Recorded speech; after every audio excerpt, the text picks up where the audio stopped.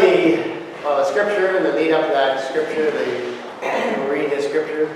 Today is Pentecost Sunday. Pentecost Sunday is, Penta means five, like the Pentagon, 5 sides. Pentecost Sunday is 50 days after Easter. If you count both Easter Sunday and this Sunday, otherwise it's 48 and it doesn't work. But Pentecost Sunday is a Sunday of a celebration that was quite unique to the church, if you will. It was a celebration, as we read in the scriptures. What happened was the disciples were in this upper room. Suddenly they heard this strong wind. They looked and saw flames on the heads of all the other ones. And then they went out on the balcony and they spoke in all these different languages, and the different languages, theoretically, everybody could understand the language that was being spoken, even though these disciples had never spoken that language before. The disciples, from that, they talked about the fact that from that, the church basically started that day. They got 3,000 new members. I've often said I feel sorry for the secretary. 3,000 new members in one day would be rough. But this was basically the beginning of the church.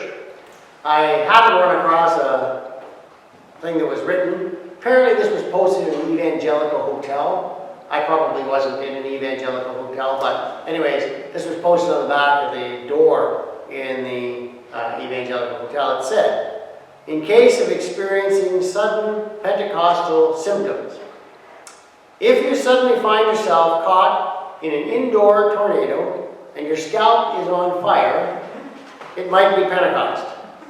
Here's what to do. First, notify the front desk. Fight the urge to stop, drop, and roll, because you're not going to put out this fire. Make disciples of all nations. And then the last one I thought was particularly relevant. It says, invest in a toupee, because bald preachers are sketchy. No offense to me.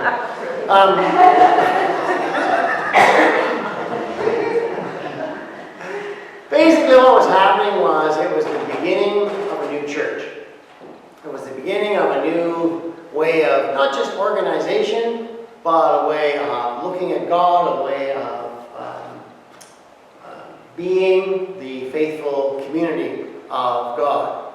But whenever you start something new, it also means it's the ending of something old, at least for those people. And that was quite a turning point in history, that moment, that event that took place. The event itself is marked down as this day, and often people refer to it as the beginning of the church. But think about the people who didn't go through that experience. For them, that was the end of their church, or the end of a segment of their church. And so they were saying hello, but they were also saying goodbye to it. When I was thinking about that, and somebody was talking about, well, isn't this sort of the will of God, that the church should progress and that these things should happen? And I was thinking about that idea. I was talking about thinking about the will of God, the concept of the will of God, because the will of God is also something that gets thrown around, the term gets thrown around a lot. And for that, go back to the preacher that was from England, from Britain. He was very prominent in the 40s and 50s, Leslie Weatherhead. I don't know if you're familiar with him, but Leslie Weatherhead was a very practical preacher. He was at a funeral one day for his best friend's wife. And somebody came up to him and said, well, I guess that's the will of God that she should die. And he was offended, and yet at the same time he said, it's kind of a difficult question to answer. So he wrote a little book, very short book, on the will of God, and he talks about the 3 wills of God. And the best way to explain the 3 wills of God was, his illustration is, it's like water running down a hill. The ultimate, the intentional will is the first part. The intentional will is that water will run down the hill and eventually join the ocean. That's the intention of the way it's supposed to be. The second part is the circumstantial will. The circumstantial will is that, when you think about this water, circumstances change. Circumstances change the will, if you will. So the water runs down the hill, but it runs into a big rock. That could stop it, or it has to find a way around the rock. So the circumstantial will is that things change. The final, or the third part of the will, as he calls it, is the ultimate. And that is that after the water gets around the rock, eventually it will find its way back to the ocean, which was going back to the intentional will. So eventually things work out, but they may not work out in the way that you may think they are, or the direction that you originally thought. And I thought about those three wills, both in sort of three categories. One was the will of the world as we know it. One is the sort of the personal situation that we all have, and the third one is the church. As I said, the church part added into the Pentecostal summary here. From the world, the intentional will of the world, I think, was that human beings would exist in harmony, human beings would exist in some kind of a unity, that they would exist in peace. We go back to the symbol of the Garden of Eden. When it was written, the idea was that the world would have been, or could have been, a place of peace and contentment. We would have all gotten along comfortably in that Garden of Eden. Going to the personal, intentional will, if you will, and that's the will that I can say your parents had for you. That was that you, as a child, were supposed to grow up. You weren't supposed to get sick. You weren't supposed to break any bones. You weren't supposed to have any difficulties. All your relationships would be absolutely perfect. You would never get your heart broken. You would get married. You would have 2.5 kids, a dog named Spot, a nice fence around the backyard. Everything would be perfect, and life would go on. That's the sort of the intentional will of parents for their kids. We'll come back to that. The other one was the intentional will of the church. And I thought about that. I thought, what would have been the intentional will of the church? What would have been the initial intentional will of the church? I'm going to say the intentional will of the church was that it would have been non-existent. That if we lived in the Garden of Eden, if we lived in a perfect society, we wouldn't need the church. Because we would be continually giving thanks, we would be continually praising, we would be continually working together and loving each other. We wouldn't have a use for the church as we know it. The church would have been very different, or possibly not in existence at all. Then we go to the circumstantial will. That's the one that changes the dynamics. And in the world, the change in the dynamics was the human interference. And you go back to the creation story. The symbol they had there was that the humans got involved. They ate from the tree of knowledge. They started to know things. They started to change things. And then greed comes into it. And suddenly we're not living in harmony anymore. We're living in disharmony. We're living in violence. We're living in war because people are fighting over the resources that the earth had. The second part of that is the personal will and how that gets changed. Because we're human beings. The intentional will doesn't always work out. You get into a circumstance, and sometimes you make good decisions, and sometimes you don't. Sometimes you wake up the next morning and think, well, that was a bad choice that I made yesterday or the week before or whatever it was. Our circumstances change. You get into a relationship, you get into a situation, get into work, get into something, and you think, that didn't work out. And so this idea of being this happy, contented human being suddenly gets pushed aside because the circumstances have changed. Not all circumstances are bad, not all of them are good. It's the way we live life. Things happen to us which changes this perfect life that we're supposed to have. Same thing happened with the church. The church should have been, if it existed at all, it should have been a place of harmony. It should have been a place where people come together. But the church is a human institution. And mixed into that human institution was the greed, the corruption, the power, the demand for that power. And so there was a lot of damage that happened to this, what we would have considered God's institution. The human part of it took over, and the circumstances of that changed the original or changed the hope of what a church might be. So we have that circumstantial situation.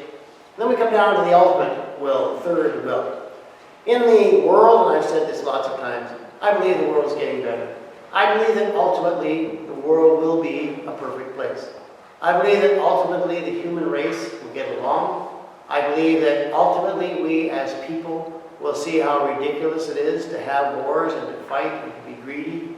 We'll see how ridiculous it is to try and collect all kinds of stuff as we live so that when we die somebody else is stuck with our stuff. I do think the world is getting better. I think we as people are getting more understanding of what is necessary to have a good world.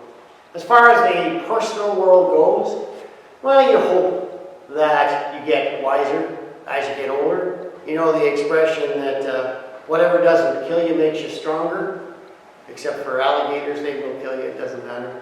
But you hopefully learn as you get older, you hopefully draw closer to that idea of a happy, loving, content person.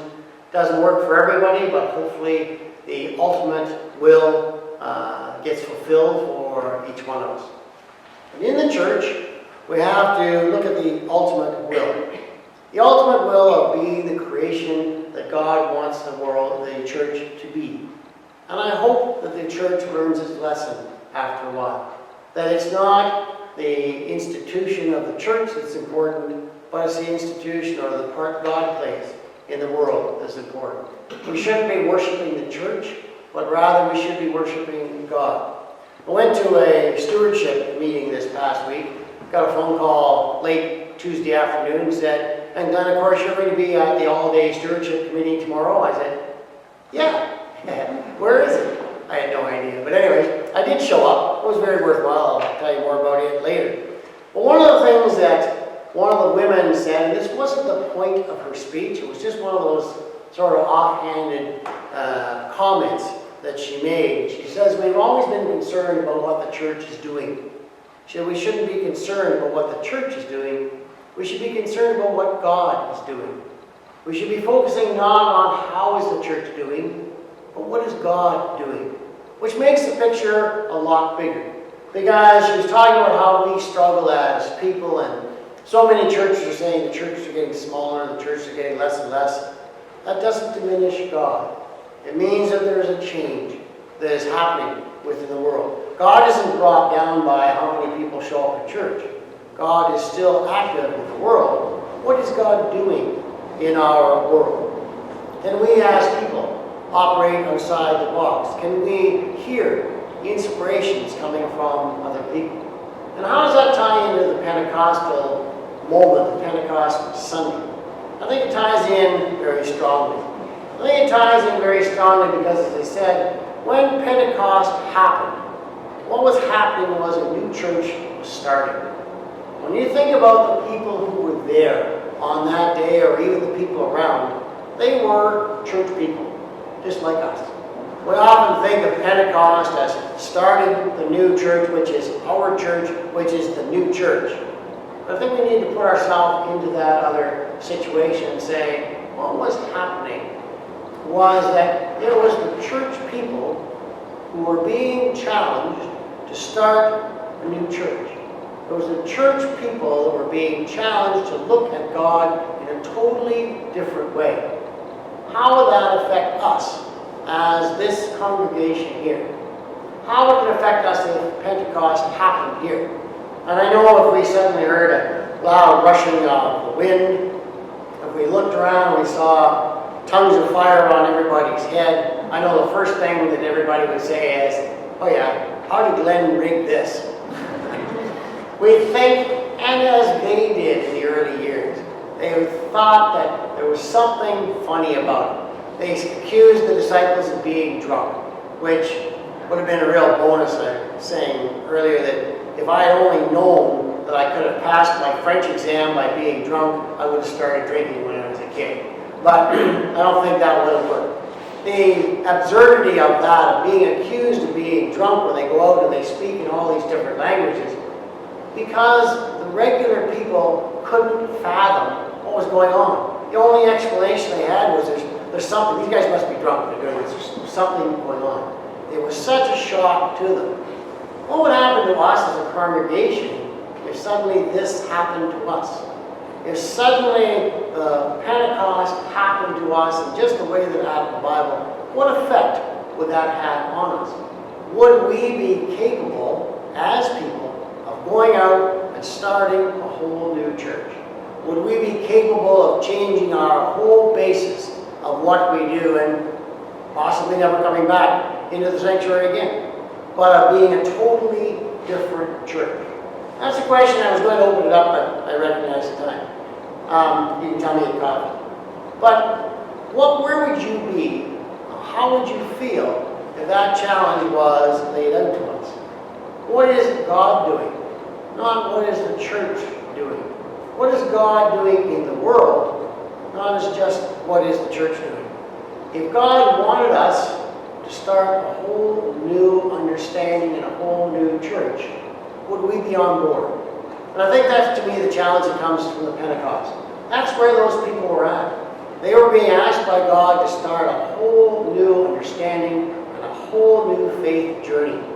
Would we be on board with that? Would we be back with the old church? Would we be willing to change? I think it's just a challenge for each one of us to look and say, where are we? Are we on board with that Pentecostal spirit?